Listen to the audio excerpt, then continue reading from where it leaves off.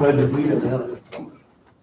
I pledge allegiance to the flag of the United States of America, to the republic which stands one nation under God, indivisible, with liberty and justice for all.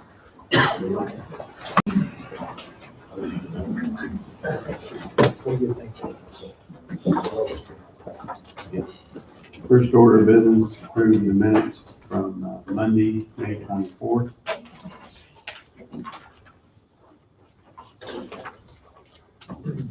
Also move, Mr. Chairman. Don's moved, All second. Tim has seconded. Assume there's no discussion. All in favor, say aye. Aye. Motion passes 5-0. Next set of minutes would be for Wednesday, May 26th, where we are here for checks and vouchers. So moved. Jesse moves, All second. Tim seconded. All in favor, say aye. Aye. Motion passes 5-0. Miscellaneous motions. Upon the recommendation of the IT director, move to approve a bid from Navritz for 120 cases of Discovery copy paper and 6 cases of different sizes of paper in the amount of $5,341.50 as the best bid, and to approve the purchase to be paid from the 2021 County General Fund commodities line item, excuse me. I'll move. All second. Jesse moved, Tim seconded. Courthouse general, commodities line item. That would be mine. Where'd you say Reliable was, Brad? It is out of Georgia, Oh. online. They've gotten the bid before. Yeah. But they're always close. So, all in favor? Aye. Motion passes 5-0 as amended, correct? The next one would be upon approval of the county attorney as to form, move to authorize and direct the chairman to sign the service agreement with Doug Vanderlinden of Integrated Technology Consultants Incorporated for the period of July 1st, 2021 through June 30th, 2022. So moved. Jesse moved, All second. Tim seconded. All in favor? Brad, would you? I would Support say, that. I would support that, yes. Any further discussion? All in favor, say aye. Aye. Motion passes 5-0. A third motion would be, been asked to hold that one. Having approved the minutes and gone through the miscellaneous motions, the next one up would be Jeremy.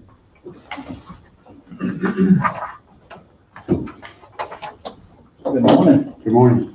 Morning, Jeremy.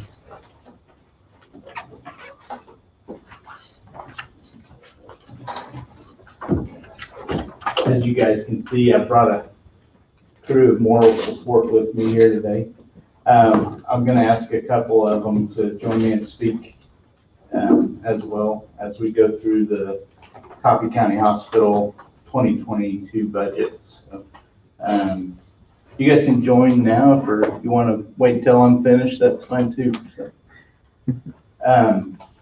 you guys should have in front of you a couple of requests, county budget request forms.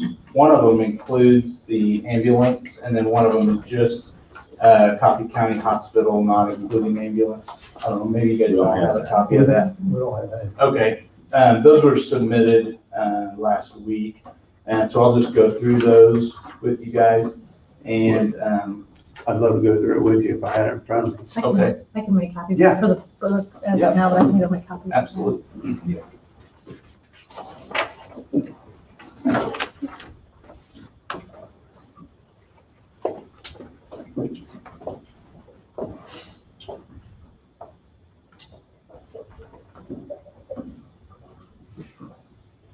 Anything else for waiting we could do?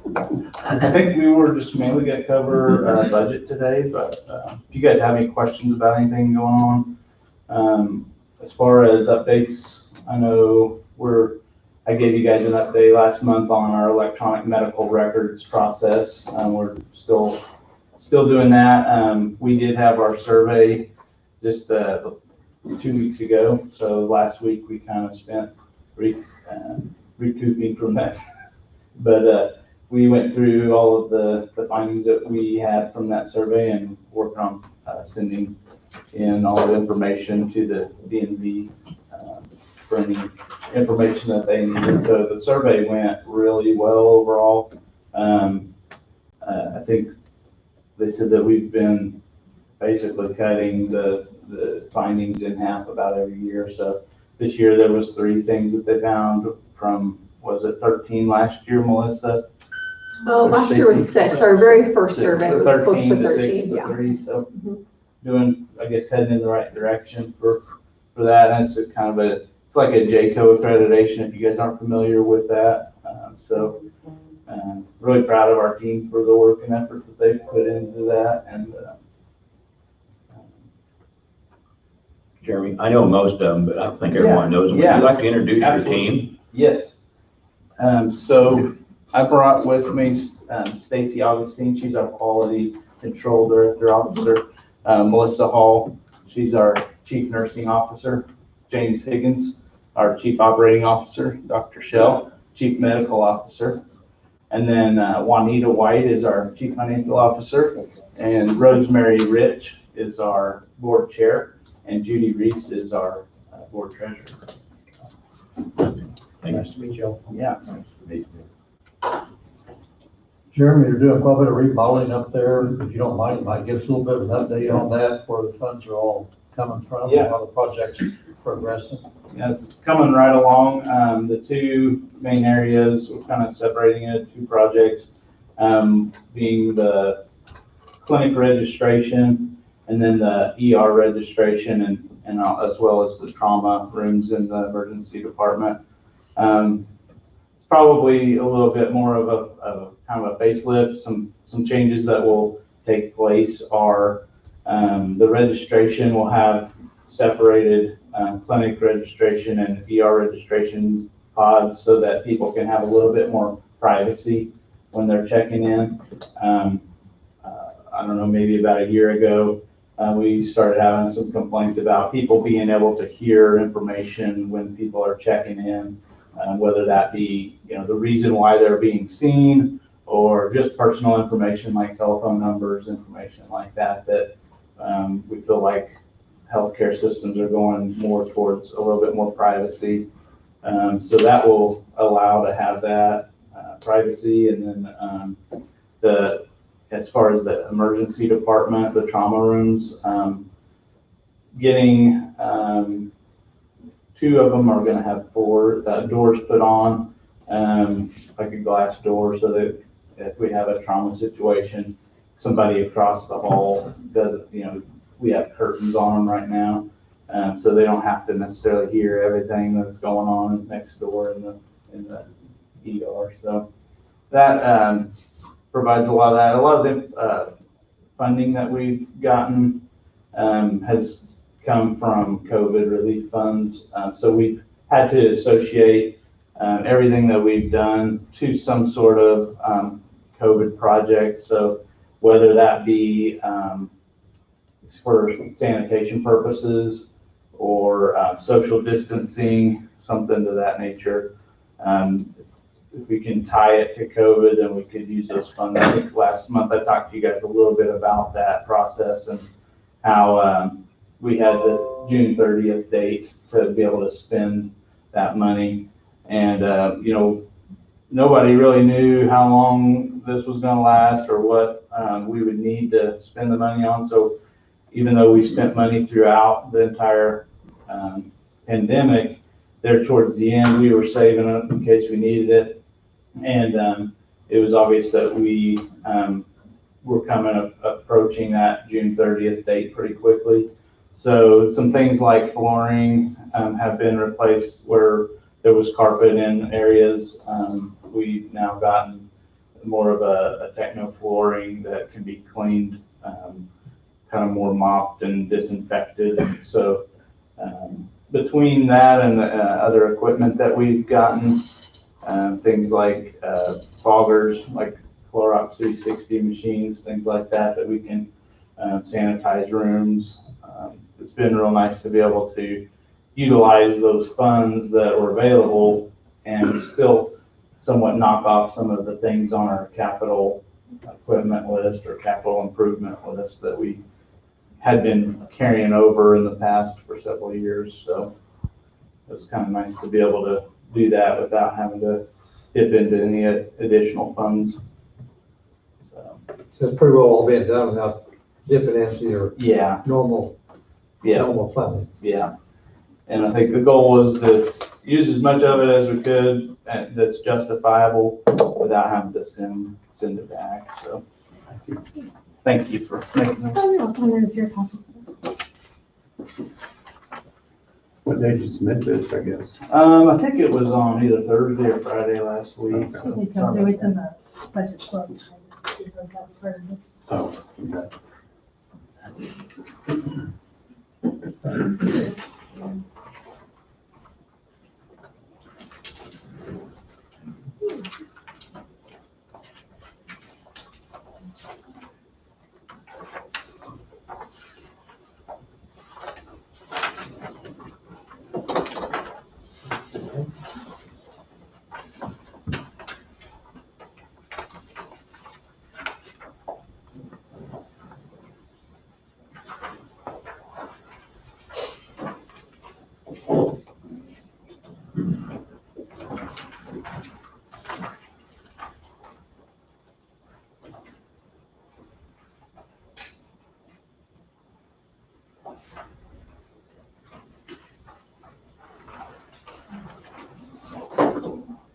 Thank you. So I'll just do the ambulance one first, since that's the easier of the two. You guys can see the top half is the expenditures totaling 2.246360. County support, we've continued to have the 1.019748 carried across, and reimbursements at 1.3 million. We also are carrying over 75,000 a year for our ambulance program, which will total 150,000 next year, bringing our total resources to 2.169747. So as you can see there, a little bit of a shortfall, about $80,000. So no change on the request for the budget for 22 on the ambulance. On the hospital one, we are requesting a change on that one. As you guys can see, our total expenditures are at $45,959,167. Total resources from 1.019747 to 2.039494.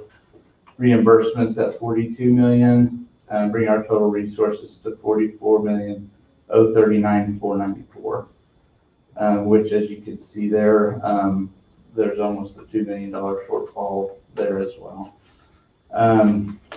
So if you guys would, I have a little bit of information on the how we kind of came up to the funding request, and want to go through that quickly with you guys this morning.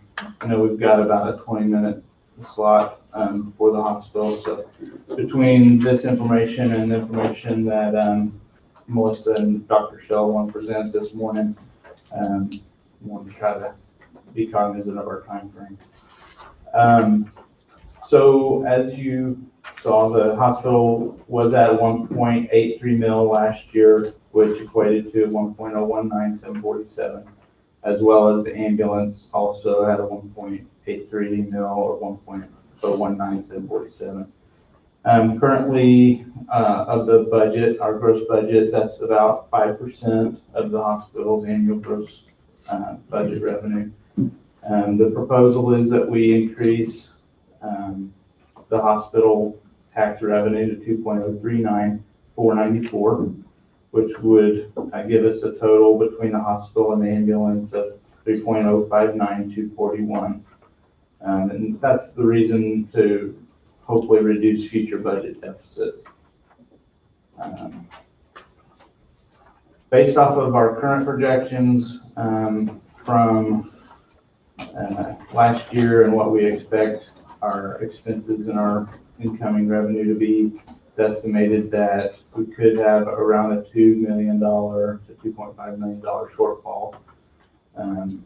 For our annual capital budget, we're only using, for capital equipment, we're only using about $370,000 a year, which is a pretty small amount for capital equipment for a hospital our size. And that's mainly been carried over from year to year, that we have had about that amount. After everything is said and done, the hospital's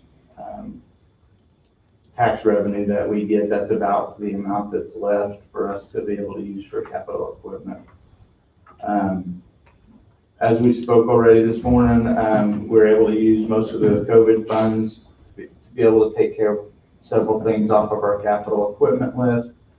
And we still have approximately $5 million of capital equipment needs that we've carried over from year to year, just because of the shortfall in our budget to be able to take care of things in our facilities. The main reason why we're asking for an increase is that we want to avoid in the future to be able to have to come to you guys and request a large capital infrastructure increase, mainly like if we were to have a major change at the hospital that was facility structure needs or anything like that. We don't want to have to come and have a bond passed or anything like that. Our agency usage, which has dramatically increased over the last year, we see that continuing for the unforeseeable future. It is based off of the last quarter of 2020 and the first quarter of 21. Our agency usage at the hospital and health system is about $1.1 million.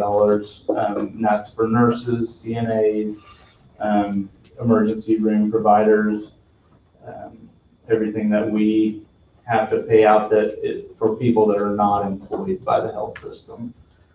And then in addition to that, we've been paying incentives for people to be able to cover shifts that we had open on the schedule.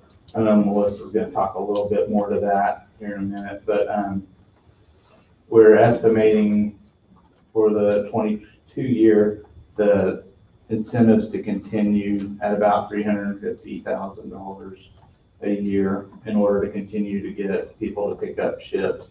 And that's mainly because of the shortage that we have in all of those positions and having trouble recruiting in those areas such as nursing. And that's something that we're seeing all across the state, and I'm sure across the country.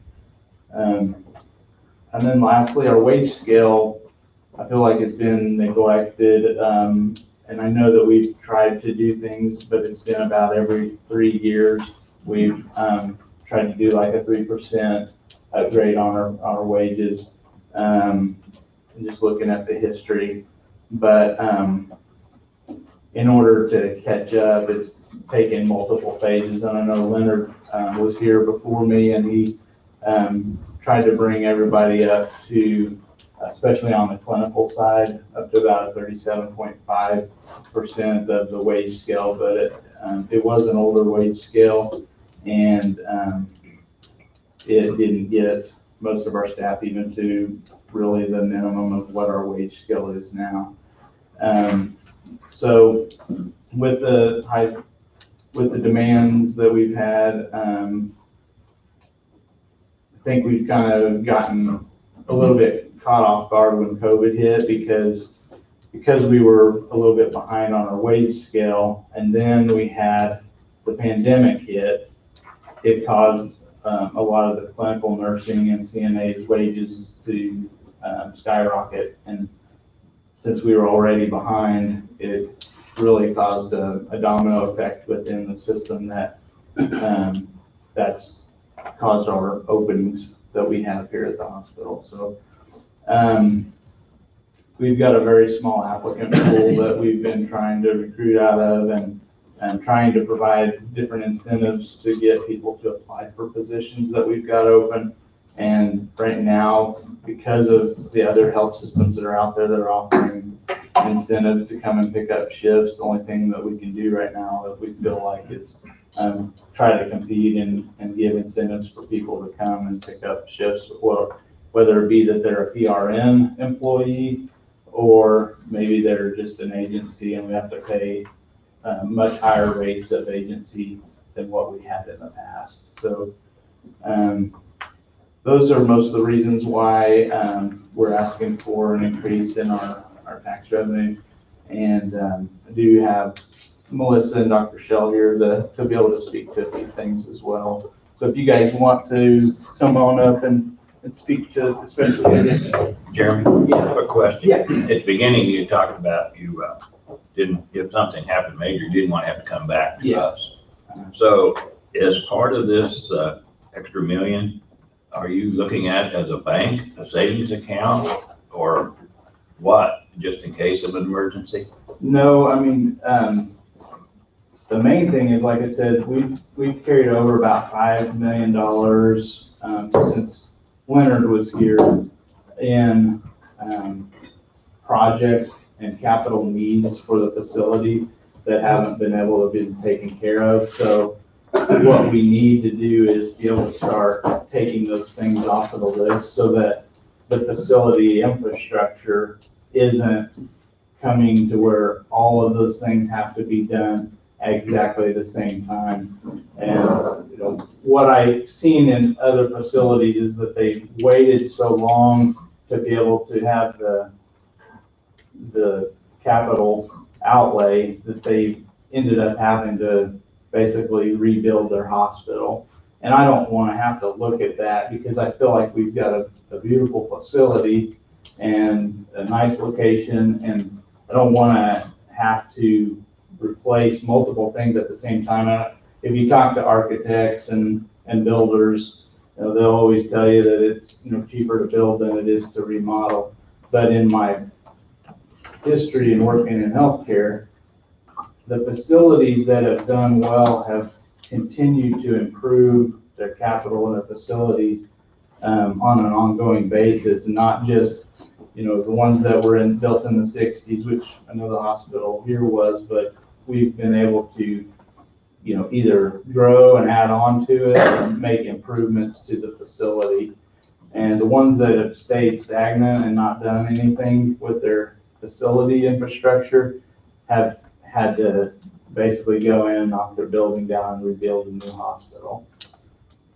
So I feel like in the past we have been a little bit progressive early on, but maybe in the last 20 years or so, we haven't been able to put that capital infrastructure back in.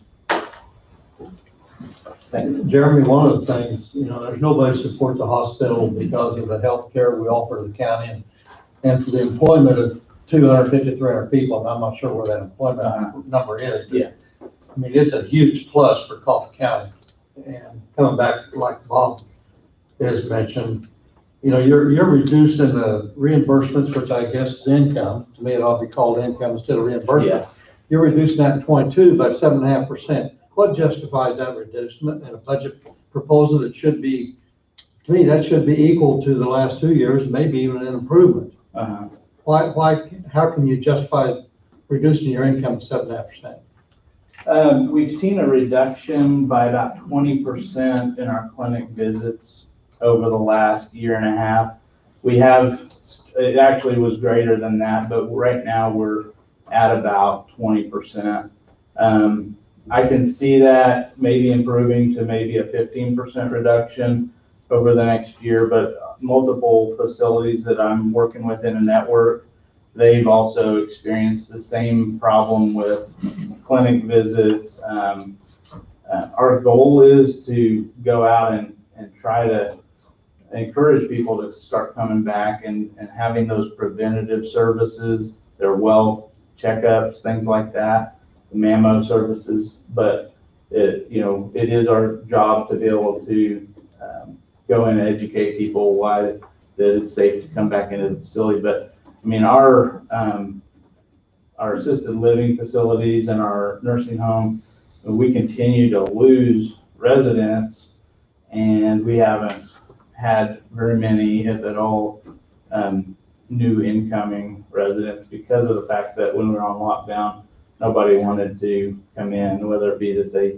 didn't want to be confined in a lockdown space or didn't feel like the environment was safe. So I think a lot of people chose to keep their loved ones at their home and took care of them maybe longer than what they would have in the past. So those are some of the reasons why there's a little bit of a decrease in revenues for next year. That's 7.5%, $3 million, pretty big decrease. Yeah, I mean, we have, about 15 providers, so spread just the clinic side, our revenues are quite a bit just on the ancillary side. And I don't know if Juanita wants to speak any more to Your that. biggest decrease is non-repeatable grant income. We will not have at the end of the pandemic, we will not receive this grant income that we had in the prior periods for reimbursements. That's half of your decrease right there. See, those are answers we haven't got yet, so.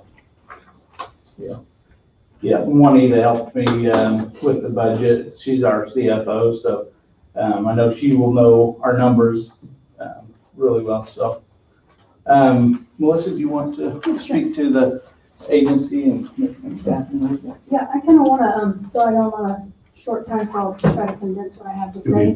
Okay. So I think, obviously, just talking to your own health department, you know what COVID did to the workload of healthcare providers in general. Maybe what you don't know is that the caveat that comes with rural health anyways, comes with some struggles with staffing. So for one, in a rural health setting, I ask a nurse to do a little bit of everything, right? They take care of everything from a grandmother to a laboring mom to somebody in the ER with a trauma to a head cold. Those are very unique. So when you come to a world like this, if you have ever been to a bigger hospital, you truly do kind of get a specialty. So if you're a labor nurse, all you have to do is take care of labor patients. If that's what you truly love, then you get to do that every day that you go to work. In rural health, I ask these nurses that truly love OB and love being labor nurses to get to do it 40% of the time. And the other percent of the time, do something that they still love, but not as much as they love being a labor nurse. So I think with those caveats, and honestly what COVID did was stretch healthcare providers to the extreme. You know, when other people were, I know it's a hard comparison, but honestly, when you're seeing the school close, now all of a sudden my night shift nurses have to figure out, how do I sleep during the day with my kids at home? You know, those are things that all happen. So we had a lot of transition. We had some staff, not even just nursing, lab staff, all alike. If they were close to retirement, they're like, wow, pandemic, no thank you, and they move on. In nursing, I had some young nurses that were, I can't handle everything, so I'll go part-time for you, or I'll go PRN for you, because my home life has to take priority, which is what we promote here, right? We do. We very much promote your home life. That's what we think we can give you as a rural hospital. We can give you that hometown feel. You come to work, you work with your family every day. What COVID did was kind of steal that from us. On top of that, unfortunately, every other hospital was having the same problem we were, with keeping shifts covered and that kind of thing. And they were offering really, really large dollars for them to go there. So some of our other nurses are, you know, their home life could make that adjustment, and they did. They started travel nursing. They made really good money to not work right here locally. So to compete with that, we have offered some incentives. We have been able to get some of our PRN staff back that way, but it comes with a price. So in agency nursing, I'm not gonna lie, you would think you should just be able to pick up a phone and say, I need a ER nurse. It is not that easy. Most nurses that do travel nursing, are very used to being in their own cluster. So if you're an ER trained nurse, you expect to come to work and do ER and have 4 other ER nurses right alongside you. So if you have that critical patient that maybe you don't feel comfortable with, you know you have somebody else. Our ER is staffed with 1 RN and a CNA and a provider. So you are a one-man show and you're expected to handle anything that comes in the door. OB's the same way. We tried multiple, not gonna lie, multiple OB nurses. I even tried to lay out to them, I came from a bigger hospital and I did OB. I know what it's like there, so I tried to be very clear and transparent about the kind of care that you would have to give here, which meant you took med-surg patients, you took OB patients, occasionally you took a COVID patient. Once they got here, I had 3 that didn't even last a week because they couldn't handle the complexity that comes with rural health. So our OB department is truly being staffed by PRN and myself and our med-surg supervisor. So those, and why I bring that up is that those things aren't going to go away anytime soon. COVID did that, unfortunately.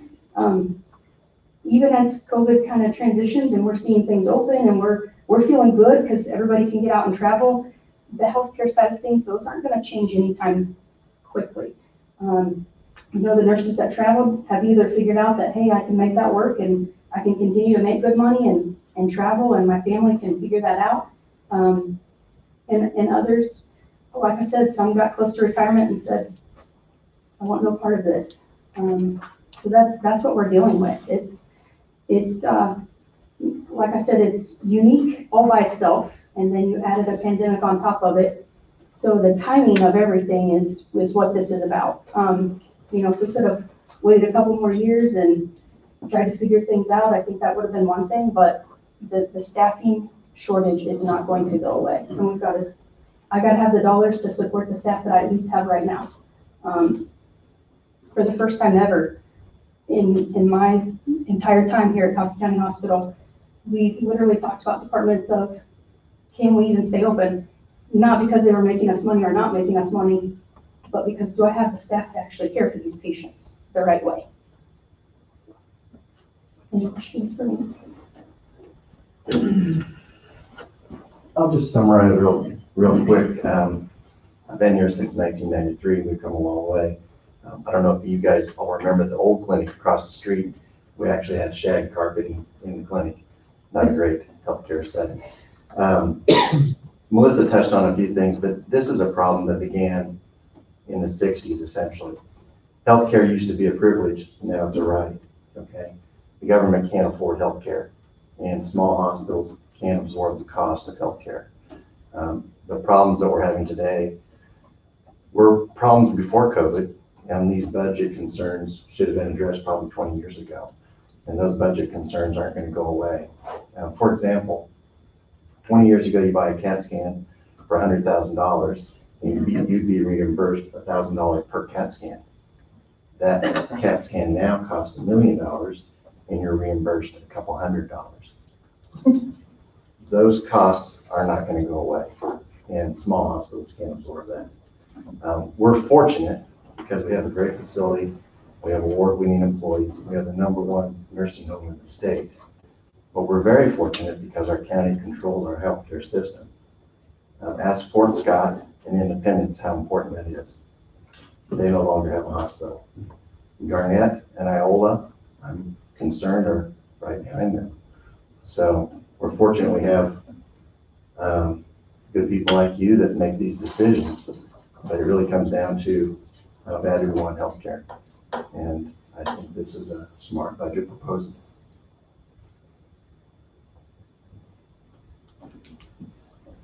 I don't know how you can put a value on the value of the healthcare that this county offers. But I come back and I'm 100% behind Jeremy and your team. No misunderstanding the value it brings. But I guess when you drop the proposed income 7.5%, I probably would like to see us stay at the same mill level we had a year ago. And then partway through the season, if you need additional funding, come back. My That's my first thought right now, looking at it, firsthand. But that's just my viewpoint. I'd probably suggest maybe keep it where it is and reevaluate. Maybe your income will come back up half of that 7.5%. If it is, then you would need the extra $1 million, and I'm not trying to throw everything under the carpet. That's the last thing I want to do. I just would address that kind of quickly. And so, part of the problem we've had for the last 20 years is that, you're working on this minimal budget and you really are curtailed to what you can really do. So not only capital projects have suffered, but employee compensation has really suffered. And as they mentioned, prior to last year, our employees weren't even at the 25th percentile for state averages across the state. So, to try to attract an employee for that is very, very difficult if they can drive somewhere else or live somewhere else and make more money, right? Everybody wants to make more money. So if your budget is at a point where you don't have that availability to do that, then nothing changes. And so your employees aren't getting compensated like they want to. They're going to go elsewhere. You can't recruit them. And on top of that, you don't have the ability to buy the air conditioner or the boiler or whatever when it goes down. So you're right. I get what you're saying. You don't want us to have that bank account. We don't want that, but we want to be able to not come to you every week and say, we really like to give the employees a raise. We don't have the money, or our boiler went out. Now we would like the money for that. And for 20 years, that's what we've been doing, is just on a shoestring budget. So. I understand completely the employee side of it and the struggles of any entity, whether it's a hospital or Jesse or any of us. Sure. Employees, it's very, very, very, very hard to come by. I myself would I like to take some time and really digest this and. Yeah, we didn't expect you guys to have to come and make a decision this morning, but. We have 10 days. Yeah. But yeah, we wanted you guys. 10 days, we have 10 days. We want you guys to discuss it, and then, if you have questions to sort of get back to us. But exactly what you're saying is, for me, our staff is everything. I mean, if we don't take care of our team, then we're not gonna have a team to take care of our patients. And that's the bottom line here. When I came, it was just a little bit eye-opening that we were behind where we were, compared to the other facilities that I've been to. And this hospital is such a progressive facility, and it's got so much going for it that we need to take care of our team to be able to ultimately take care of our patients. I think we fully recognize that. Yeah, appreciate it. My question would be, and I can't find my chart, you guys are making us payments. Just a thought, I see no reason us giving you money and you giving it back. Maybe we should just deduct that payment from what you're requesting. Well, yeah, I mean. Work the same way. Probably don't have the money for that, so. Yeah, I mean. They probably don't have the money for That that. payback doesn't start till May of 2022. Yeah. I'm sorry? The payback starts back May of 2022, after this budget period. Oh, okay. I couldn't find my paper, so I wasn't sure I knew we readjusted that. See, we forgive $1 million or something here several months ago.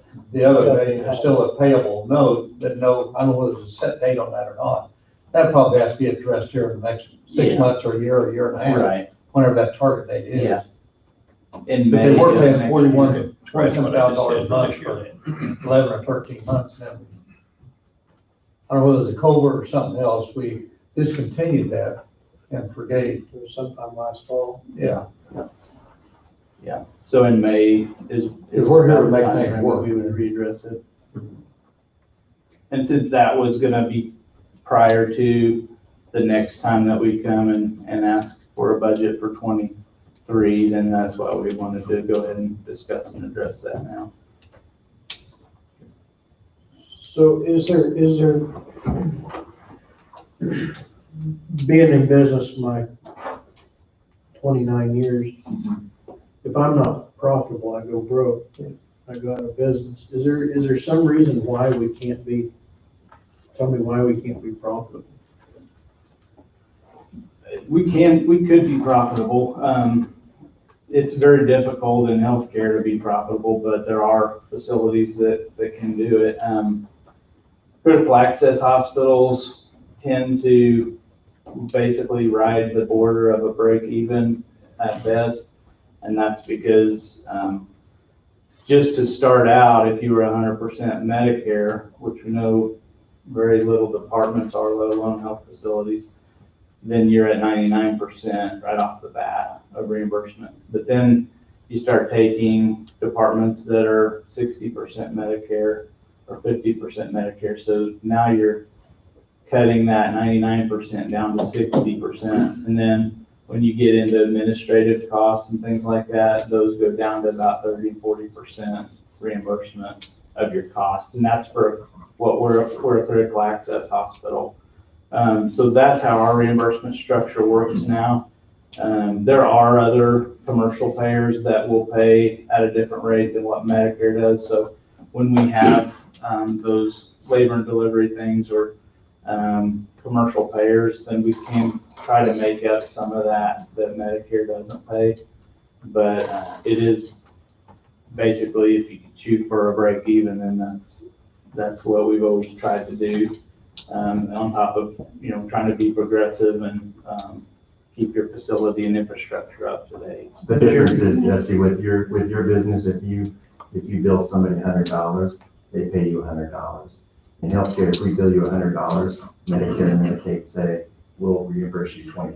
Right, well, but not all your patients are Medicare now. No, exactly. So, 40%. I mean, 40%, 40%. so you get 60% that's not. And then you have 20% that are not paying. I'm gonna say some of that 60% Right, is zero. right. Right. Well, I had a situation just once upon a time. I got a bill for $48,000 going through the insurance. And I made a phone call to the hospital, it was in Coffee County. Yeah. For a one-time payment. And they knocked 40% off that payment, down to $7,000 or $8,000.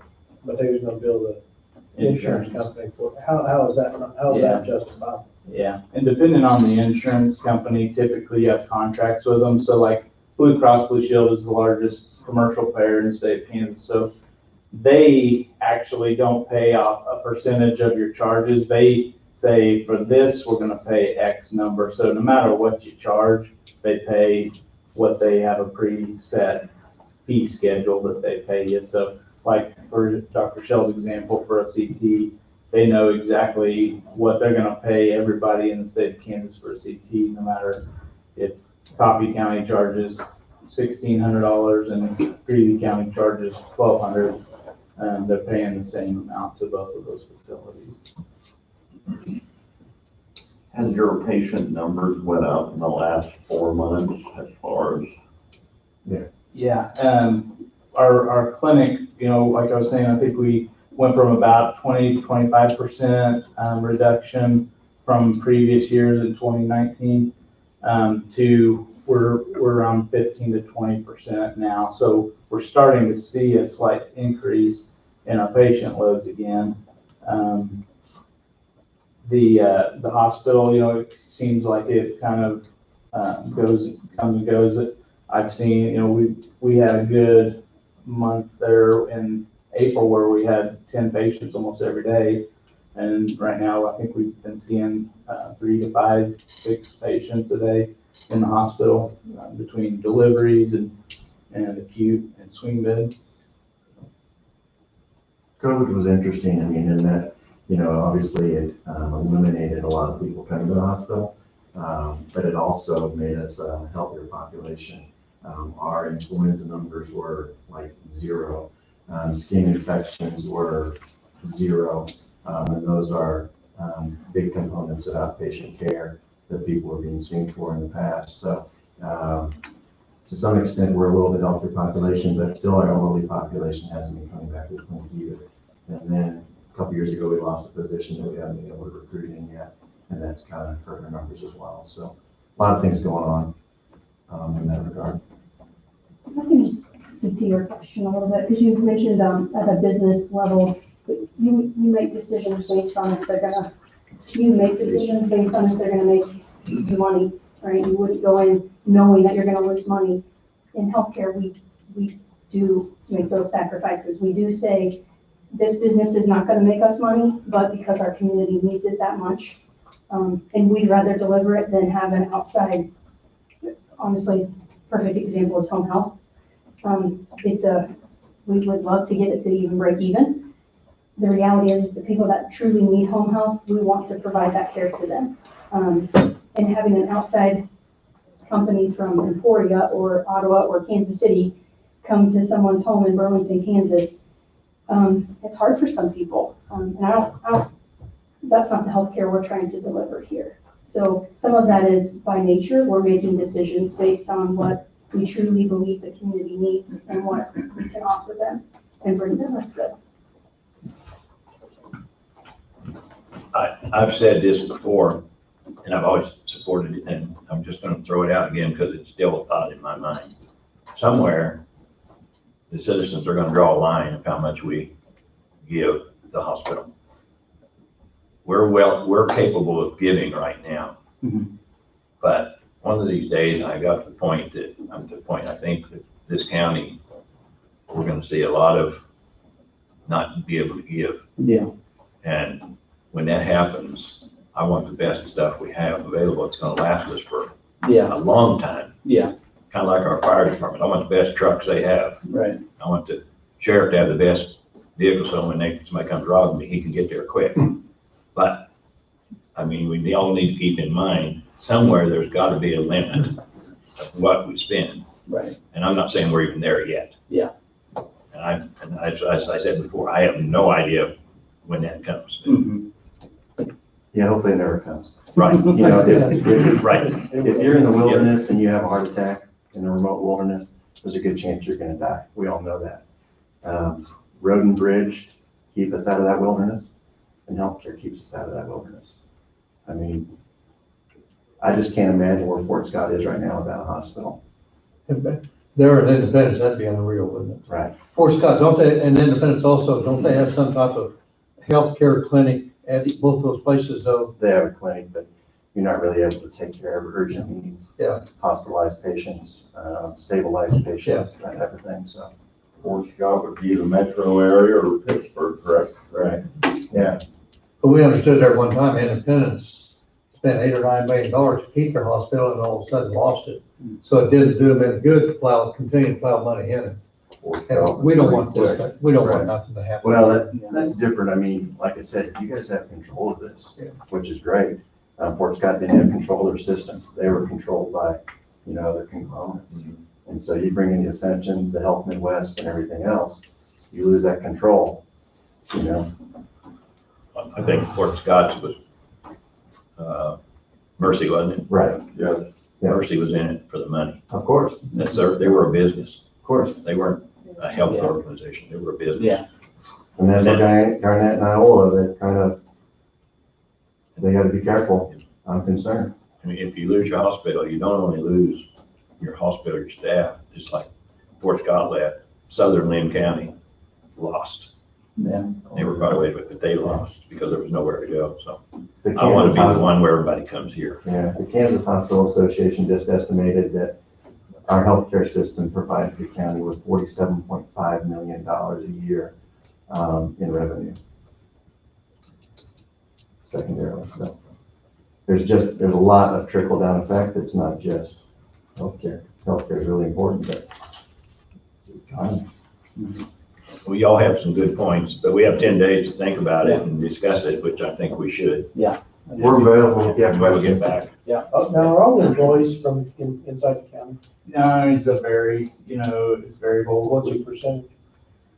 I don't even know what our percentage is. I know that healthcare tends to travel a lot, especially it seems like on the clinical side, but of course, I think all of our providers live in the county. And most of our lower end, like entry level positions like environmental services, kitchen staff, for a position that pays, maybe 10 or so dollars an hour, you can't really afford to travel for those positions, but seems like maybe like your RNs and stuff like that, that's where you get into a little bit more traveling. And we do have, of course, we're spread out with all of our satellite clinics and our nursing homes, so we actually have some people in Burlington that travel to those facilities and work at those facilities as well. But that's still inside the county. Yeah. So, I mean, I can understand somebody going from Yeah. Garnett to work in Yeah. Waverly or something like Right. that. So, Yeah. I was just curious. Now are all the heads, department heads, are they all inside the county, or are any of them outside the county? I think, We have a couple that are outside the county. do we? Yeah. Most all of them are, but Just to add to that, we have patients that travel from Kansas City and Pittsburgh and distances just to come to our hospital and our clinic. You mentioned we're all spread out. Are we trying to spread too far? I mean, like Melissa said, I don't know if you're talking about services. Services, are Yeah. we trying to? I mean, sometimes you have to think about those things, whether, what is it that we want, the first thing that we're gonna cut off if we have to. And like she said, we've had tough conversations that are not easy to swallow, that, whether it be home health or labor and delivery or any of those things that are tough to make it, but we want to continue to offer those services as long as we can. Speaking to OB, physicians that come out of school are trained in family practice to deliver babies, and they don't want to lose that skill when they come out here. So, when we're looking at possible replacements of people, physicians or mid-level providers that are going to retire, they're looking for places that they can utilize their skills like OB. And just kind of give you guys a real brief history. The small hospitals that I have worked at before do not do OB and delivery services anymore. And the difficulty to recruit physicians to those places, and part of it is Western Kansas, but part of it is that I had people asking me all the time if we delivered, and that was one of the first things that took them out of the running, was because we didn't deliver babies.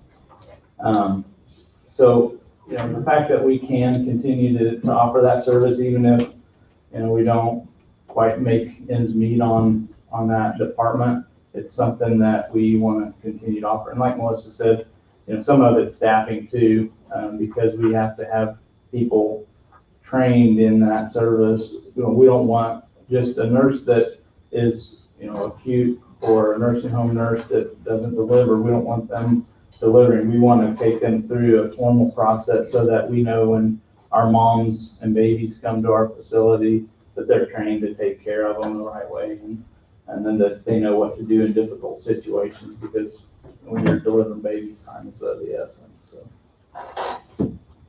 I guess the reason I asked that question is because I also am on the Cantor Area Agents for Aging and Home Deliveries. Oh, okay. And one of the questions that we're facing the same thing, but one of the things we're looking at is, are we going to drive 9 miles down the road one direction to give one person a hot meal, when maybe we can go down there once a week and give them one hot meal and frozen meals for the rest of the week? So that's why I say, are we trying to reach out too far and creating some problems for some of our existing, or somewhere we're going to have to maybe make some sacrifices? Some people may have to travel 20 miles instead of 2 miles to get to a clinic. Oh, yeah. Or the clinic may only be there once every other week instead of every week. I see what you're saying. So some of those things, Yeah. Yeah, and those are things that we can continue to analyze and make sure that, that the clinics, they typically, if you have a patient base, and Dr. Shaw, I'm sure, can speak to this, but, if you're seeing a physician in a clinic, if you have the need for lab work or hospitalization, they're going to come to the entity that you're associated with. So, even though on the bottom line, if you were to look at, profit and loss for a clinic, those things tend to bring back that revenue with other services down the road. It's just a matter of, like you said, how far do you go with that? And those are things that we have to continue to look at. You know, if it's too wide of a gap, then maybe we do have to look at possibly. Just to add to that, I know for years that's been a discussion, you know, the outlier clinics, et cetera, because there's overhead there. But it was always the hospital board, the hospital's contention, as well as the commission, that those clinics, if you just looked at them directly, even though they weren't making money, all the ancillary money they were bringing in was what was breaking even. So maybe you didn't see a ton of patients in that clinic, but you got a couple of admissions out of it that would have gone elsewhere. So adding up all those secondary revenues is what made that work. It's hard to evaluate what the clinic may bring to you. Right. Hard to identify, Exactly. hard to identify stuff like that. I got a lot of questions, but I think the hospital has been fantastic. It's been here, not all my life, because I've outlived some of it, but it's been here for most of my life. And I was one of the first people to ever get a polio vaccine at the hospital. So it's, I think it's been great. I think the hospital staff has been doing good. There were, shouldn't say it, but there were a few years I was a little questionable, but I think we've turned around. Amen. And we're getting people. I want to give everybody the service we can. Yeah. But I don't know when, and hopefully we're not even here to ever see when that happens. So I think you're doing great. So. Well, appreciate all the good questions and Thanks for your time today. Let us know if you need anything else. Yeah, thank you. And I would like to know, what is it that Higgins actually does? He's kind of just the mascot. Jack of all trades. Thank you. There's a change on the agenda again. Okay. I had the project 17 with report and is that you? Okay. I had him scheduled for 9:30 and then he canceled, and so I moved extension up. And I left a message with Darrell that his new appointment was at 10 when he was scheduled, and then when I changed it, they still thought theirs was 10, so he's here, he was able to come today, so we might have to flip those two around. And that's fine. So, It's a short agenda, so hopefully nobody will be hanging out too long waiting on anybody. I guess first question I have for commission, do you want a short break? I'm fine. I'm fine. Okay. Well, Richard, we're ready then. My apologies for the scheduling. that's okay. It happens. Good morning, Commissioners. On the lighter side, I'm happy to announce that I drove 120 miles to get here this morning, and I didn't have to turn on my windshield wipers, not even one time. So The days is over yet, Richard. and thank you, Commissioners. I was going to say that too, but I still got to get back. Well, again, I'm Richard Horton. I'm the chairman of the 501c3 board for Project 17. I don't want to assume that you've ever even heard of Project 17, or if you have, it's maybe been a while. Is one of those two correct, Yes. perhaps? It's been a little bit. early Just in a very brief, I'll keep this just brief. I sat in these commission meetings for over 25 years at the city and county level as well. And so I understand the things you face when you come to these meetings. So I want to be as accurate and thorough as I can, but as brief as possible too. I have respect for you and for all the other things on the agenda. Back in 2012, our state senators from the 17 county region here, of which you are one, they sat around a table in Topeka and says, you know, we realize all of the issues, we hear about the issues we're facing in the 17 county area, but we also think there's a lot of opportunity too. And we'd like to just get organized in a way where we're thinking locally and acting regionally and talking about issues, but also opportunities. So why don't we create what came to be this Project 17?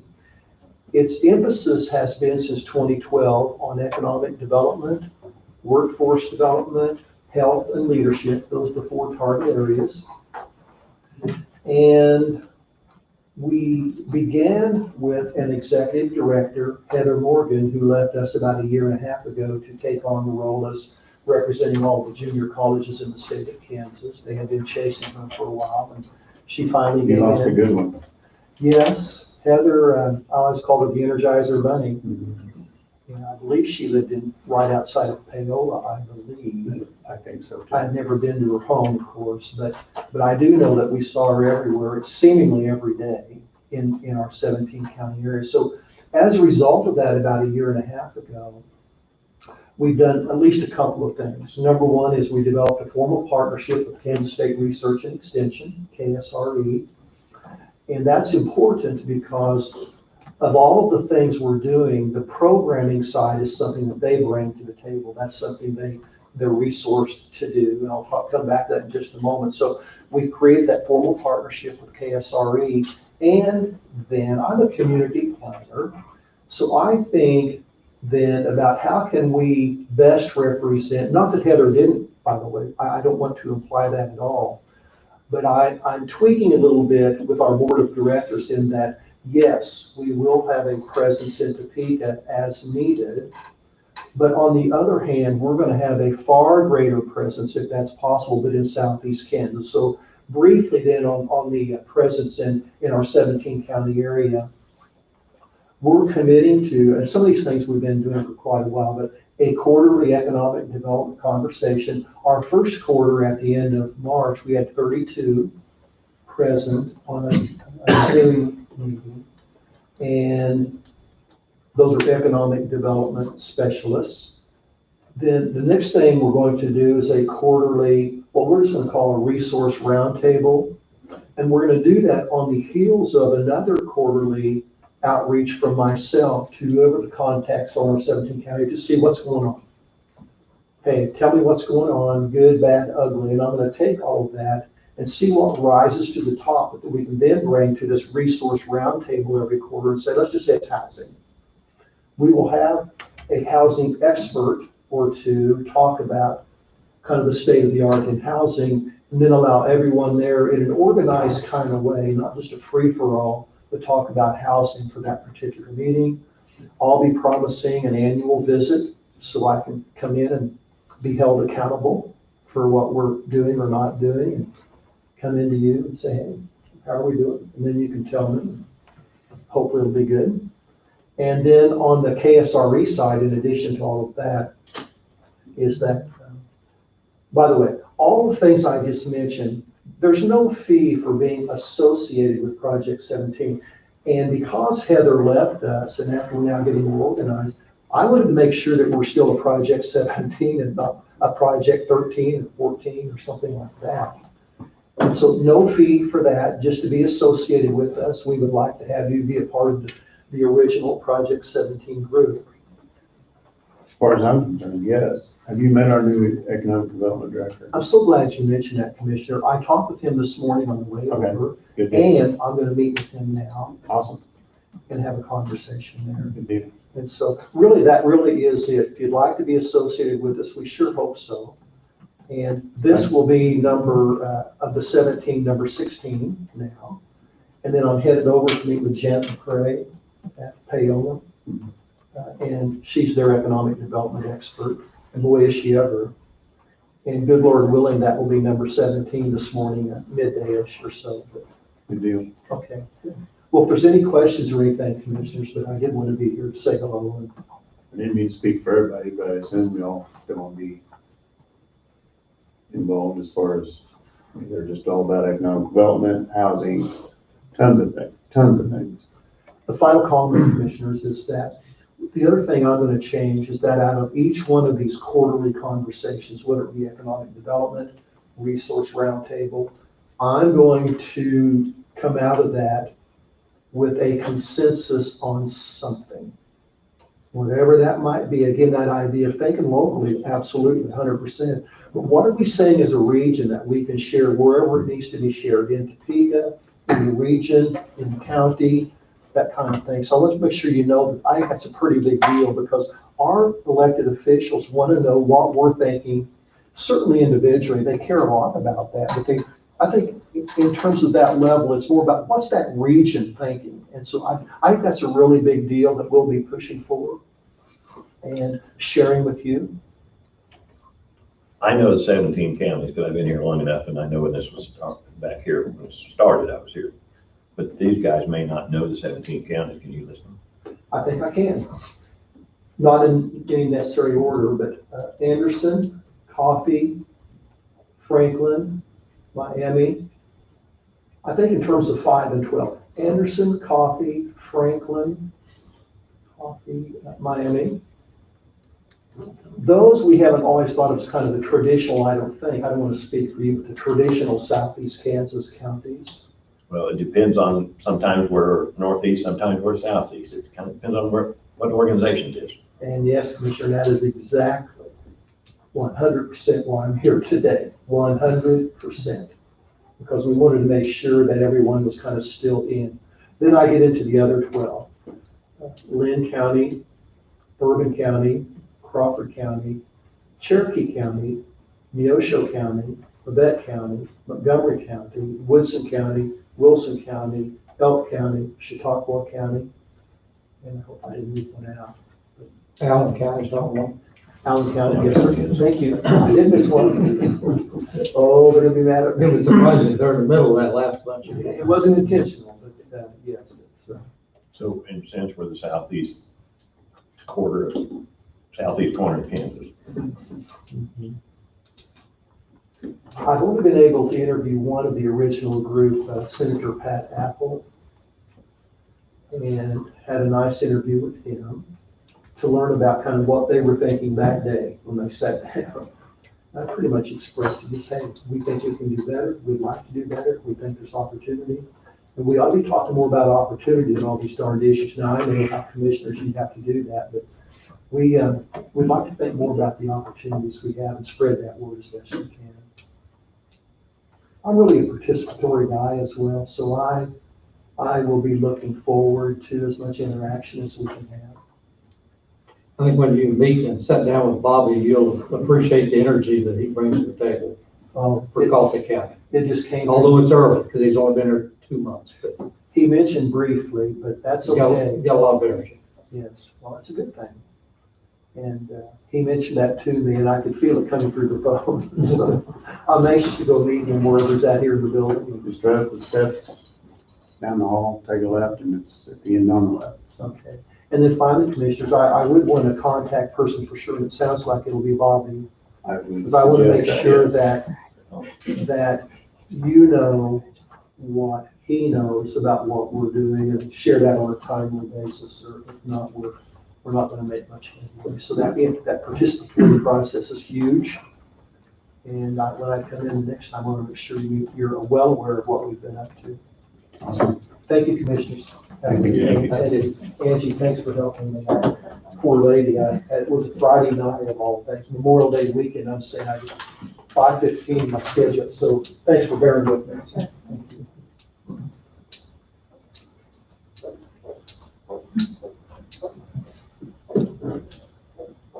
So now the extension board is here with questions on relocation. You know, we've been talking about it. And so what I did was I actually walked into the office and said, you guys have an idea where you might want to relocate. So that's where these questions are coming from, so. Or even if they might not want to relocate. That too, so. Thanks, everybody. Got a couple of questions, maybe later pertaining to the gentleman just preceded this as well. As Tom mentioned, he stopped in the other day and visited with us in the extension office. We've been hearing comments for 2 or 3 years anyway about, courthouse needing more space, relocations and things like that. And he took the time, stopped in and said, this is kind of what we're thinking. No pressure. But to let you know, just kind of let us know the extension, you all were considering possibly relocating extension, how we feel about it, and that sort of thing. And so we brought it up at board meeting last week, and we had, Tom had kind of mentioned, we might start looking for locations and things like that. around the county, community county. We've kind of broadened the search beyond Burlington, but anyway, we brought it up at board meeting last Wednesday. And of course, we're in the process, initial process of budget formulation as well. So, some questions came up from the board, about, well, how do we need to handle this with our budget, presentation and that sort of thing. And I guess, I didn't have answers to their questions. So, they had requested that maybe we come visit with you, get everybody on the same page, find out where we're at and go from there. And that's kind of what we're here today for, I guess, is just to kind of find out, Tom had kind of, like I say, said there was no pressure, just there were going to have to be some things that maybe started in a process that was kind of a 4 or 5 step process anyway. And we may be step number 1. So, we were kind of just trying to get an idea of where we were at on that and get everybody thinking kind of the same direction. So we're not either jumping ahead or falling behind where we need to be. So that's just kind of why we're here. So, yeah. And I assume that your questions would be, because you guys basically are rent-free and utility-free, that Right. that's not normally in your budget, so. Right. That's one of your questions. Yeah, that was one of the questions, how we should handle that in the budget, whether we should start, putting in a line item. We do have a line item for it, but it's always been zeroed out, it's never been needed before.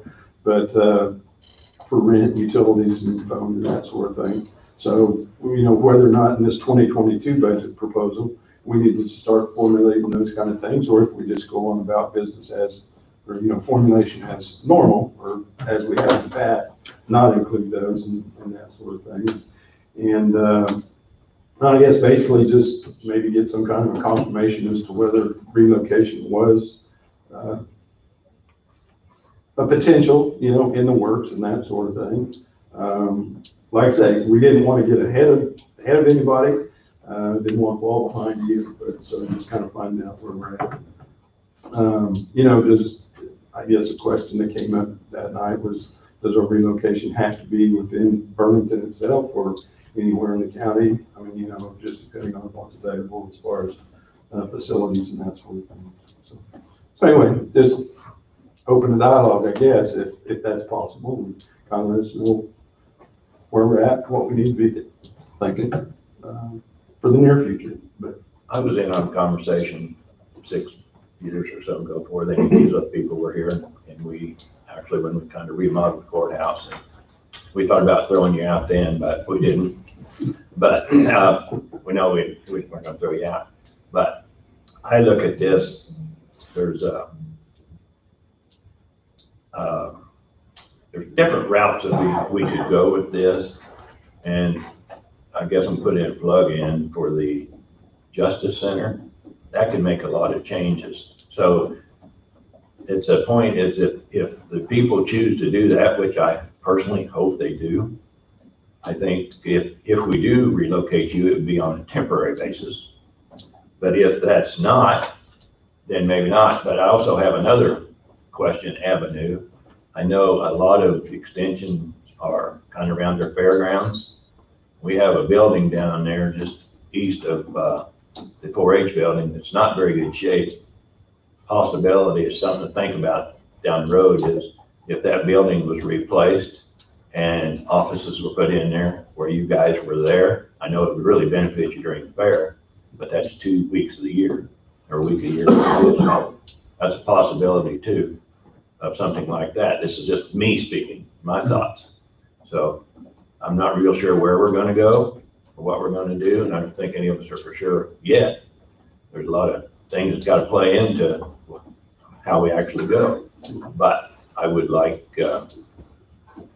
I think that building is in need. It's been discussed, brought by the fair board, brought to us before, of that building being replaced. So it's something you might think about. And if you've got some extra time, Jill, you could maybe draw up a plan or something like that. And at least we would have an idea of what something like that might cost. It might, in the long run, if that's something suitable, that might be the answer, and it may not be the answer, but it's a possibility out there. I'm just throwing out some thoughts. Yeah. I'm hopeful that the new judicial center will go in as well, but I see us needing space sooner than later.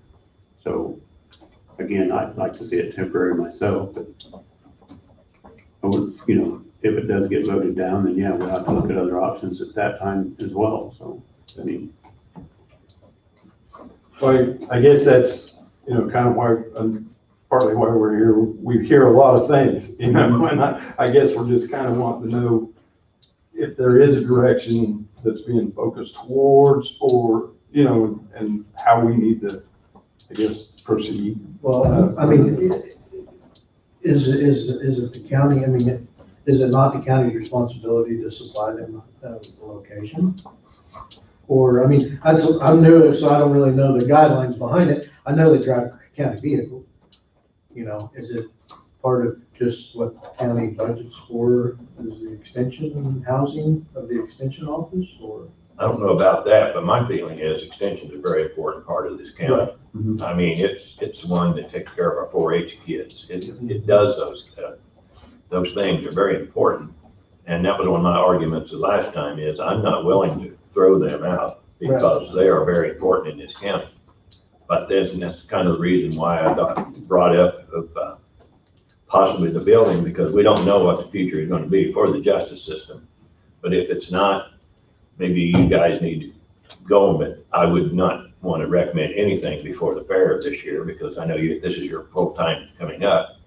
But that's a possibility. We might be able to build a building shortly after that, get you in it, get you out of here, if that's a route that we decide to go, instead of temporary somewhere, then still not knowing what's going on. Because I think the other project is going to be a long project, and I don't even know how long it's going to be before we even know if that project will go. So I want to look at some different options.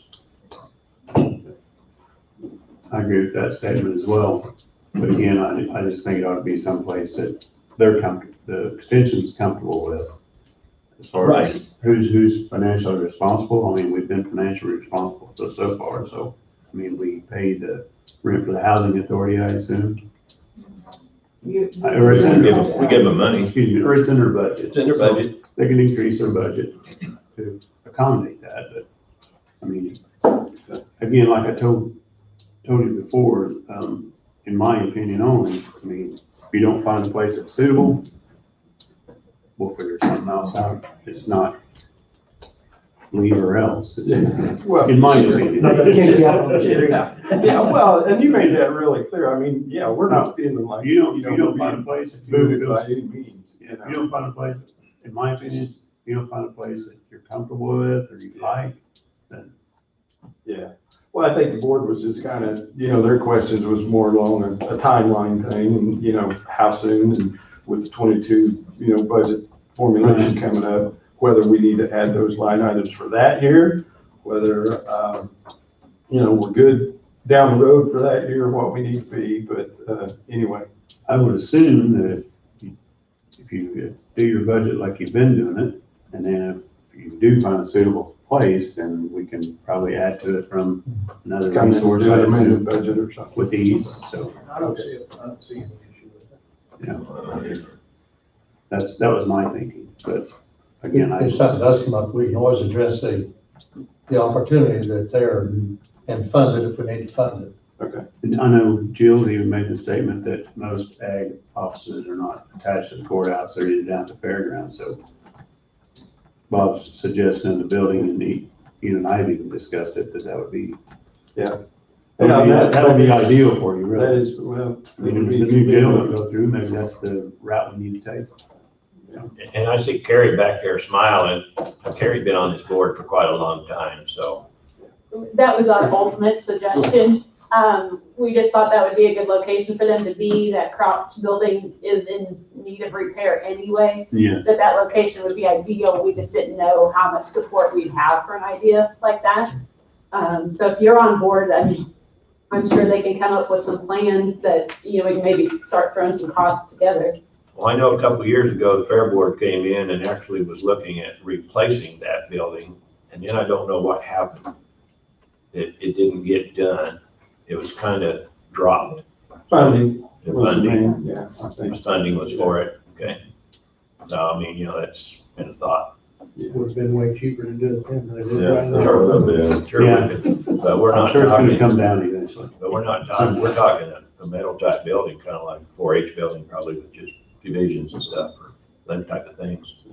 But, when you start thinking plumbing and air conditioning. I mean, yeah, concrete, all that, that's but gonna have to be it's still, expensive. still a thought. Okay. You can feel something to do. Yours would be a lot cheaper than a new jail. Thanks, Tom, I appreciate it. I'm sorry. I didn't help your cause any at all, did I? I hear you, you're turning it up. I am for the new jail, I'll put it that way, but I think that it would make sense for you guys to be at the fairgrounds.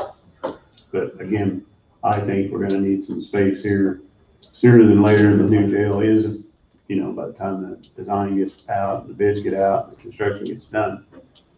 Sure. It's gonna pass first, I mean, there's a lot of things, so. Again, so if you don't find something suitable, and as far as he did ask the question, does it have to be in Burlington? I don't know why it would be, I would suppose that would be up to your board. In my opinion. I'm for the rural communities, but I would encourage to try to keep it close to the fairgrounds in the center of the county, because that way everybody basically goes the same to get to it. I mean, as far as, I wouldn't want everybody from Lebo, I don't really care about Lebo, but Lebo, I wouldn't want them to have to go to Leroy to come down to see you guys. Well, that's true too, I mean, that's it. I think it should be centrally located, that part of it. I think our thought was, did it make any difference? Basically, we have the same thought. You could put it New Strong, Burlington, New and I'd be Strong, happy. possibly, that's 5 miles. That's still center, but yeah, but I think it should be somewhere towards the center. Sure, yeah. And I think we've had that same discussion and feel the same way from our 4-H family's perspective and stuff like that. Getting to the office would be a lot better if it was centrally And located. maybe, I don't know if I'm speaking for the rest, but my opinion is you go ahead and do your budget like you have. If something comes up, we will take care of it. Okay. With the ultimate goal, maybe you guys being down at the fairgrounds, so. Okay. Whether we get the new facility or not, and We got some different options on the table, sounds like, but it sounds like option number one possibly is the fairground.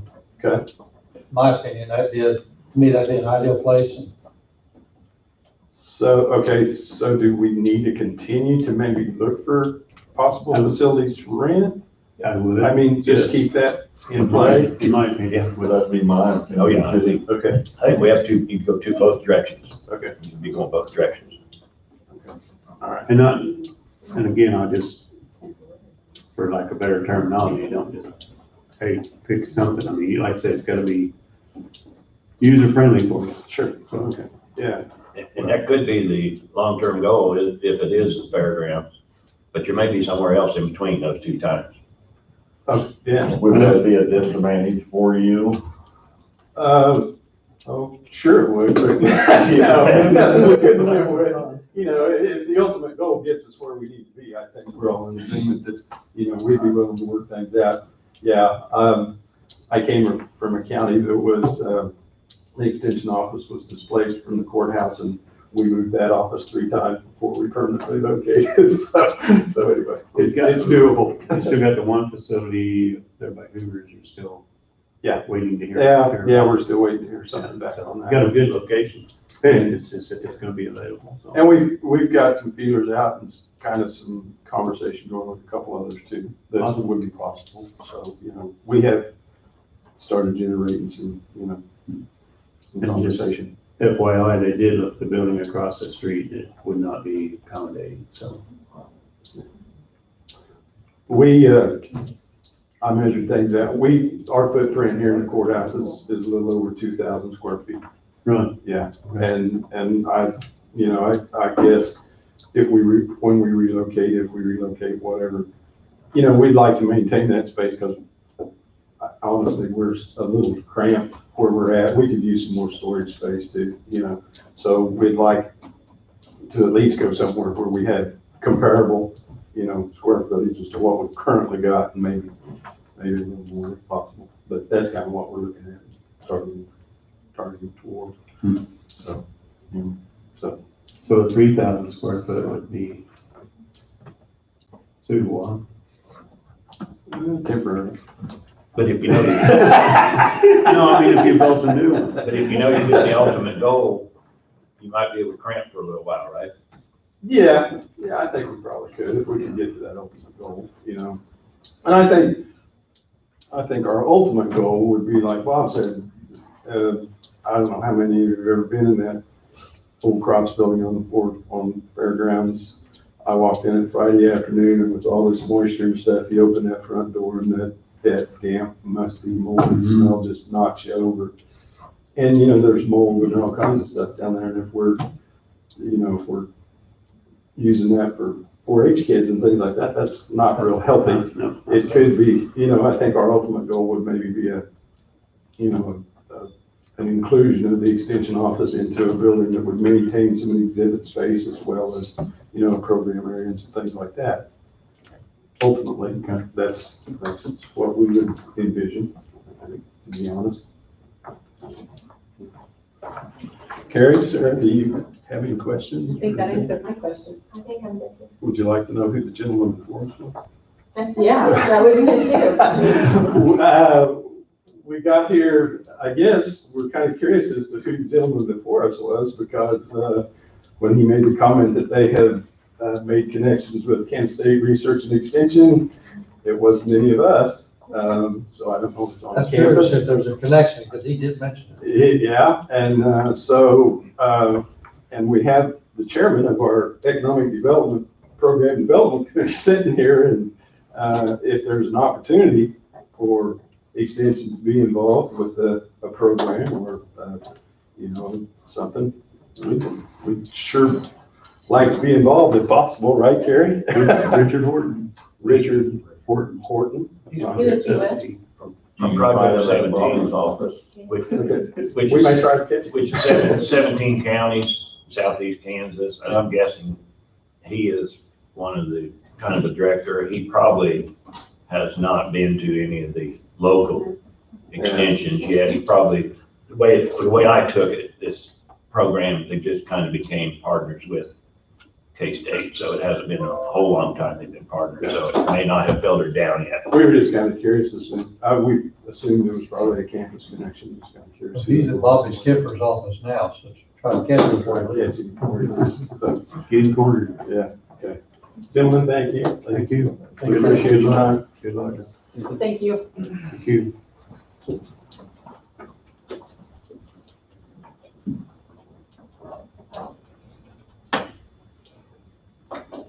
That's the agenda. Tom? You have something? You guys need a break? We good? Are you gonna be quick, Tom? 2 minutes. Sure. Uh-oh. I might want a break. You said 2 minutes. No way. 2 minutes. No, thank you to his word. You're on the clock, Tom. So stopwatch starts. So Monday morning about 2 o'clock, deputies were up on the interstate, stopped the vehicle, were out of their vehicle, talking to the driver, was struck in the rear end at interstate speeds. Nobody was hurt, thank God. The striking vehicle, nobody was hurt in it, along with the 2 deputies that were out. The occupants of the vehicle, they had them out of the car, that they had stopped, and a door flew off and struck one of them. They were just minor cuts and scrapes. But we have a total vehicle. It was a 2019 Dodge Durango. If you want to see something that looks horrible, go down to the annex and look at it, because that's what was towed. Yeah. So I'll be calling the insurance company this morning and letting them know that we're going to obviously have to have a replacement. But I thought you should know that it's towed. There's no ifs, ands, or buts about it. So there's a K9 car, the K9's fine, the officers are fine, everybody's fine, just the vehicle's not. I'm glad everybody's okay. Yeah, glad everybody's okay. That's what we pay insurance for. And good enough, nobody was hurt. But I just want to let you know that you'll see a new vehicle here pretty shortly, as soon as we get the insurance company to pay off. So we'll get it all turned in and get our stuff taken out of it. But radios and stuff like that we can salvage and we'll get a new vehicle. Now, does that go back on the people that struck you? Does that go back on their insurance? Or will the county's insurance fight? I'm assuming that EMC always in the past have just paid it off, because us being emergency vehicles, we know we gotta have something. Right. And then they usually fight the other insurance company for payment. But, Ken's Highway Patrol worked the accident. I don't have a copy to bring you. I wanted to bring you that. The driver was allegedly impaired when they struck us. So Highway Patrol worked all of it. We thought that was, the thing to do was call somebody else in to work it. And, that's it. That's all I can tell you at this point. Other than if you want to see a piece of junk, you can send it our end. I'm glad everybody's okay. Told you, less than 2 minutes. Done, out of here. Oh, thank you. All right, see y'all later. Thank you. Good day. We're just sitting round table on the Wade's out with court today, and I asked him before the meeting started if he had something he needed to share, and he said no. So, I do not have anything today. Reading Angel's reply. Yep. And I'm leaning towards, I think we ought to do a letter, but that's just mine. opting out. Yeah. Okay. I haven't had the opportunity to read it yet, but I sure will. I don't believe I have anything that I can recall. Doesn't have anything. The only thing I failed to do was maybe ask, of course, we haven't asked Dr. Sawyer, as far as moving back up into the commission chambers. Well, that was just 3 weeks ago, they said if somebody comes down with it, we all have to be quarantined. But I'm assuming 90% of us have the shot. 90% of the people in this room has a shot. I don't know, it doesn't really matter as far as I'm concerned. I'll just say I do not. I've had it, so are they supposed to? I don't know where, you hear so many things about that. Once you've had it, you have the antibodies, so you don't really. For so many months, I suppose. I thought about sharing it, but a week ago, they said that immunity, some news sources now, if you've got the immunity and it keeps multiplying as the time goes by with your antibodies. So way this read that we have more antibodies than somebody that took the shot. The people that had it. Yeah. You're more immune than somebody that actually had the shot. Of course, I'm one of those people, I don't get a flu shot either, so. That's just me. But anyway, I just thought I'd bring it up in case you all decide you want to move back upstairs, whenever anybody's comfortable. I'm fine with it, so I'm not gonna force the issue. I can say I'm comfortable, but that's just my opinion. I'm comfortable, the one thing that was mentioned was they're able to space out if there's a group of people that come in. That was enough there, you really don't have to. That is true, and That's where the plus is at right now. And the worst thing is if somebody, and we all had to be quarantined, then here we are. I don't like that. So pitch again for the new judicial center then, if that goes through, we can actually relocate the commission chambers over here, we can all be spread out, and then no matter next virus that comes down the road, we're all safe. Not to mention, did we get anything finalized from Goldberg to go up for bids for? I have not. For the courthouse, just like the HVAC stuff, okay, all right. Okay.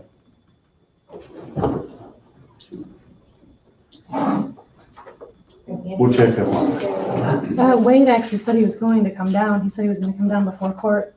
Oh. So he just wanted us to hold on the motion, but he was going to be down here for it. Do you want me to try to get a hold of him? That's right. Thank you. Yeah, go ahead. You got it, number? Yep. Okay. Oh, and Bobby Skipper would like Don and Tom, or Tim, I'm sorry, to come see him before you leave the building today. Is that what you're talking about, the CP4? Correct. I held on it. Okay. I was asked to. On the CP4, Yes.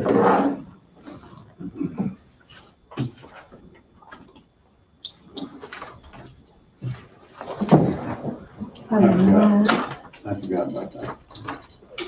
for the integrated services, they have 2 copies that need your signature on those. Okay.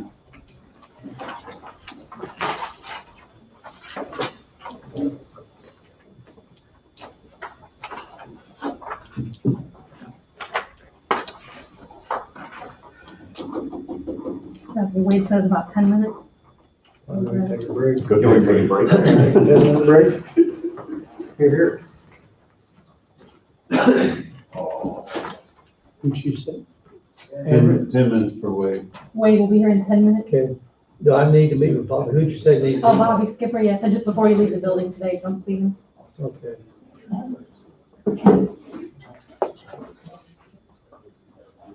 Angie, Bob mentioned the budgets need to be in the 10 days. Do we be evaluating all the budgets and within next week?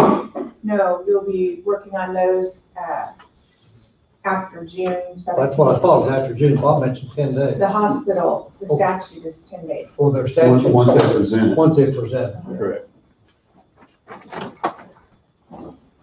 Yeah, didn't think the budget had to be done. Yeah. We haven't even seen it.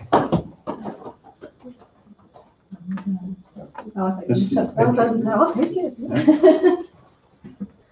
I just thought you had something using a share. Oh, no.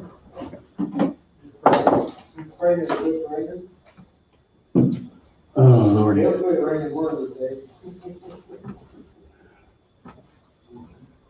You do anything fun over the weekend, Pete? Like you're a boring individual, huh? No, I mean, it's not more fun than usual. Oh, I see. Try to stay dry. It treated us pretty good Sunday afternoon. We went down to my niece's down at County Line. They had a cookout out there at their farm pond. Did a little fishing. It stopped raining long enough. We could actually sit outside and eat a hamburger. You got the Fish and fish. on the campus yesterday, sprinkles most of the day, so. Yeah, I woke up, seeing it was raining, drank a cup of coffee and went right back to bed, said heck with it. So,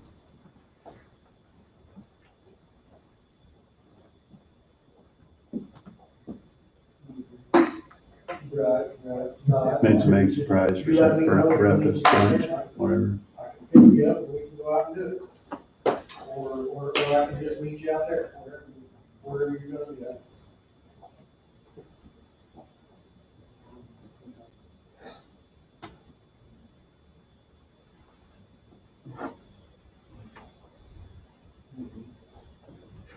Okay. Yeah, we should be adjourned here, I'm gonna say within the next 45 minutes, so. I should be good. Just let me know if you need me, and I'll meet you wherever. Take care of that. Yep.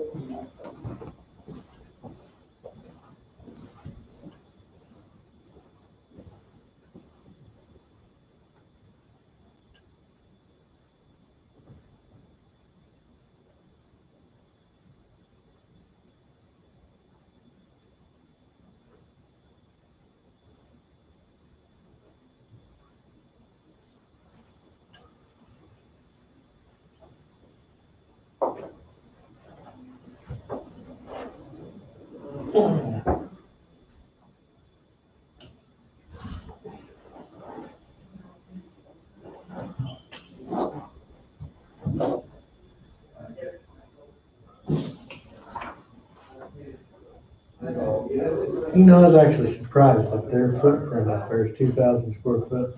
Yeah, that corner, yeah.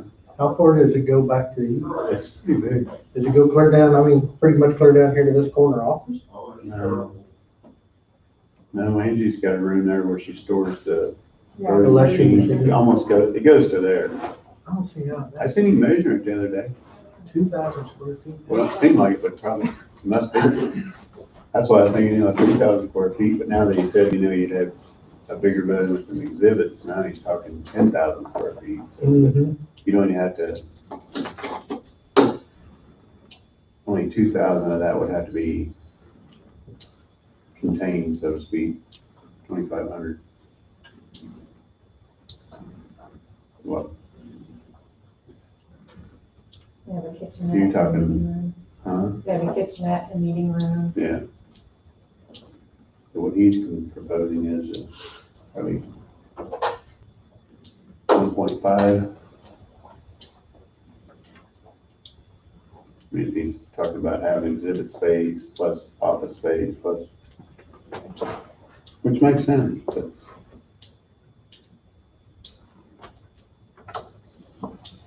And you're right, that one east building is, I'm surprised it's still standing. We were gonna, they were in quite a long time ago.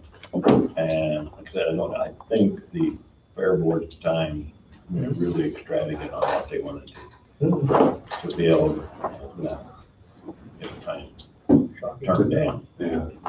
And to give others, it was a 2-week building is what it would be, a monstrosity, outrageous, ridiculous price for 2 weeks, but they're talking about daily use now. Whole different ballgame. Yeah. Well, the daily use would only have to be like, say, 2,500 to 3,000. Right. You know, the rest could just be there for doing fair time, storage, or whatever. Because do they have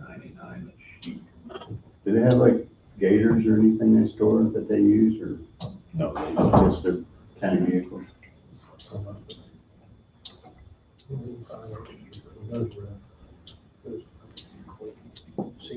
that would open up parking also. Yeah. But even, you know, building in a building down there, that's, you know, we're still talking about a year. I think the space is gonna be even sooner than later. been 2 or 3 weeks. But they might be willing to be cramped, knowing that they're going to be. Yeah, that's true. That's why I said. That's a unit, That's The true, whole too. pallet. like a whole box. I think those 3/4, it's 49 sheets, 48 sheets.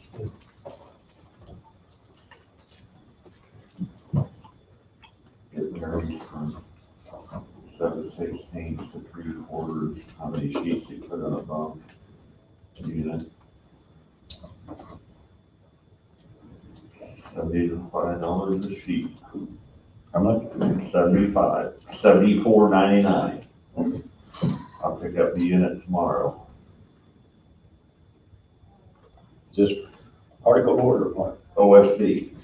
It's or wafer board, whichever one, Half inch or 3/4. I got a sheet of that in my house, if I can buy it. I sell it a whole lot cheaper just to get rid of it. Think about part of my house out. You got gold, don't throw it away. It's in my way and it's heavy.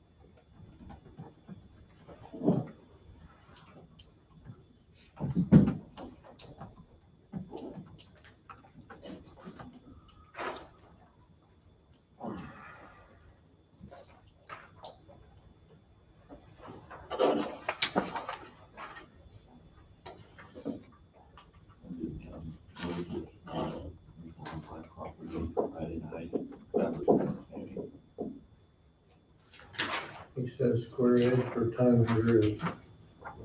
Square edge. I don't know. What kind of quality? Sorry, didn't see you downstairs. I'm here. Thanks, sir. You have something? I was summoned down.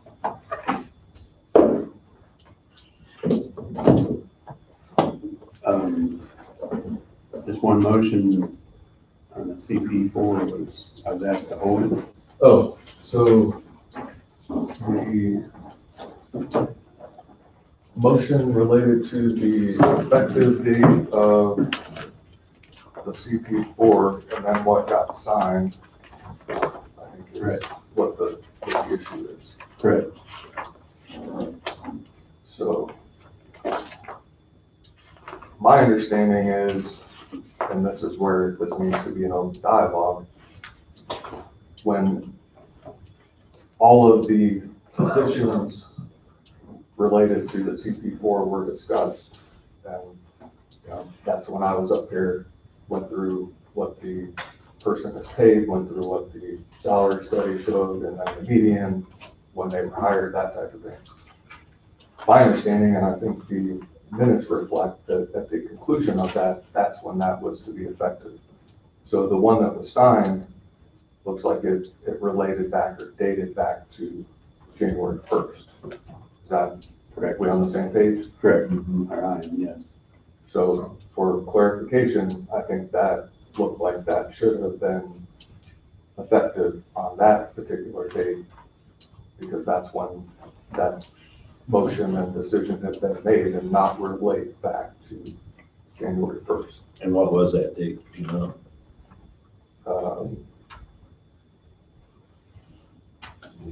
It was near the end of April that we made it effective at 4/1.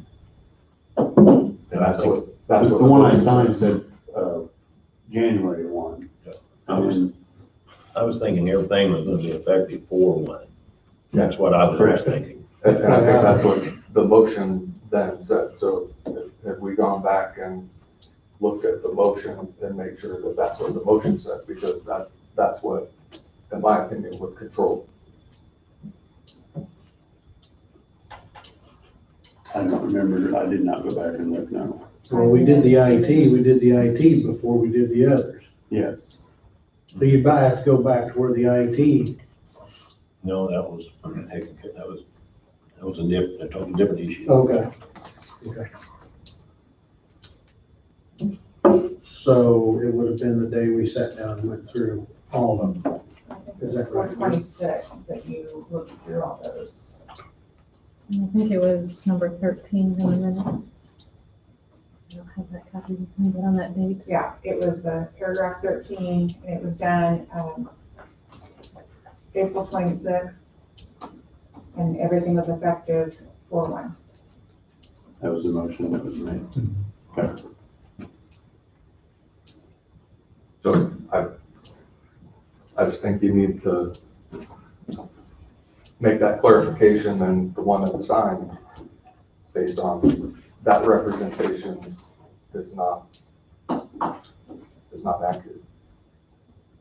Signing was just kind of a typo in this sense. That's what it seemed like to me, but so that there's what I call a paper trail.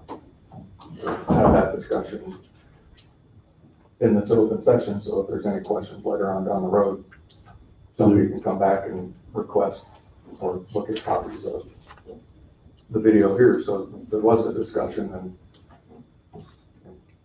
So the adoption date should be 4/1 instead of 3/6, right? Well, the one I signed said 1/1. Is that correct, Andrew? Correct, and it's the, I think you're looking at where it says adopted 3/6, I think that was the form itself. The effective date up top is now effective 4. yeah, the upper right-hand corner above in the description category is what the issue is. And the issue, The motion was evidently made to make it effective 4/1, Right. according to Andy's records. And the copy I signed said 1/1, so Oh. there's I think really it's a nothing. typo. It's just a typo, so there's really nothing to rescind. We just need to sign a new copy with the correct yeah, date. and as long as there's a paper trail, is what all that really needs to be done. And if you don't make the correction and it's not done, Somebody can come back on. well, in this forum, then Yep. But there's no way to figure out why something got re-signed when there was another version. Then you're like, well, which one takes priority? And this is gonna hopefully take care of that particular issue. So no motion to really rescind, we just need to make a motion to sign the amended Because the original motion CP was. four, because the original was typo dates. So would that be correct assumption? Or do we need to make a motion?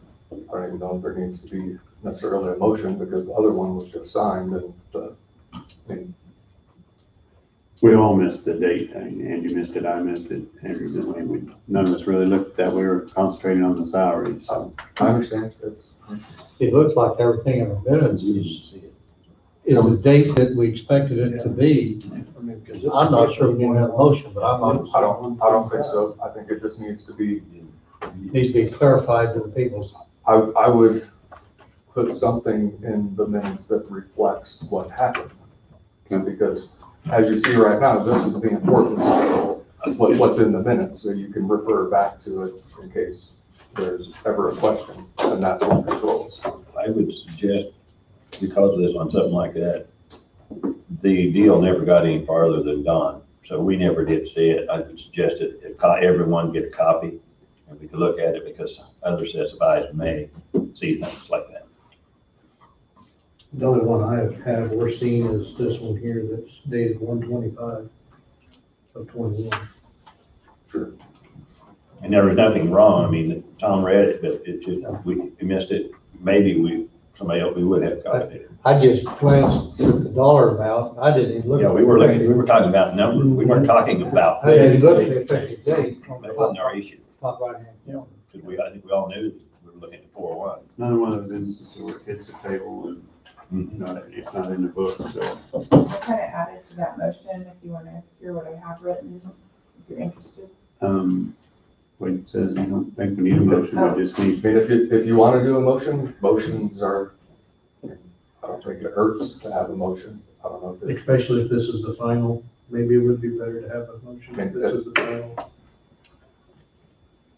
I'll use a criminal law analogy. If officers have the opportunity to request a search warrant versus going in somewhere by consent or under a probable cause reason, I'll always defer to getting a search warrant. So in this case, if there's a motion, I think a motion is always the better practice, even though it's not always necessary. Well, there's no need to rescind any previous motion, we just need a motion to sign this new Yeah, amended I have, the date. moved to authorize and direct the chairman to sign the revised CP4U due to a typo dated Tuesday, June 1, 2021, approving all department head and elected officials' salaries to be effective 4/1 of 2021. Everybody good with it? I'll move. Jesse moved. All second. And seconded. Any further discussion on it? All in favor, say aye. Aye. Motion passes 5-0.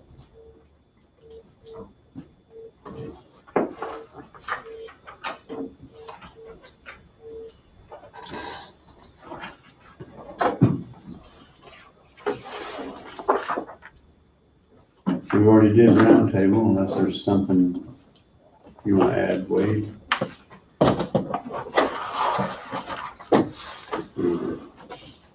That was kind of the last of it. No, there's several things going on behind the scenes that I just need a little more time to be able to update and present to the board. So I think outside of that, I don't have anything for today in particular. Wearing the flag and patriotic garb today, yesterday, and I hope everybody had a good Memorial Day and they remembered why we have a holiday such as Memorial Day, because it's not about cookouts, it's not about getting together with family, it's about remembering those who served and who were lost as casualties of defending our freedoms. And, you know, personal to me, my father served in Vietnam. He was a platoon leader. Was there for 2 tours, led a platoon of 60 men through the Shaw Valley, and lost him to pancreatic cancer here several years ago, which I believe was due in part to his exposure to Agent Orange while in Vietnam. So anything that has to do with memorializing the men and women of our military who served, I'm gonna get up here and talk about it every time. Understandable. That's all I have. Do you have anything else, Andrea? Nope, that was all. Anybody else? So we need to add, not, we will adjourn at 10:55.